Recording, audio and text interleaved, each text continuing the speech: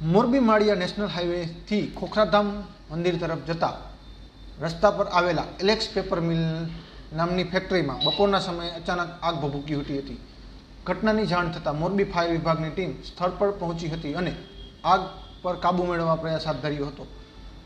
Paper મિલમાં મોટા પાયે wastage paper તેમજ અન્ય મટીરિયલ હોવાના કારણે આગ ઝડપથી પ્રસરી હતી, જેના કારણે મોટે પાયે નુકસાન થયા હોવાની આશંકા સેવાઈ રહી છે. આગ કયા કારણોસર લાગી તે હજુ સુધી સામે આવી શક્યું નથી. જોકે આગમાં લાખોના નુકસાન થયા હોવાની પણ ભીતિ સેવાઈ રહી છે. મોરબી જેવા ઔદ્યોગિક શહેરોમાં આગજનીની ઘટનાઓ સતત વધી રહી છે. ખાસ કરીને સિરામિક ફેક્ટરી હોય કે પેપર મિલ હોય, ત્યાં અવારનવાર આગની ઘટનાઓ બનતી રહે છે.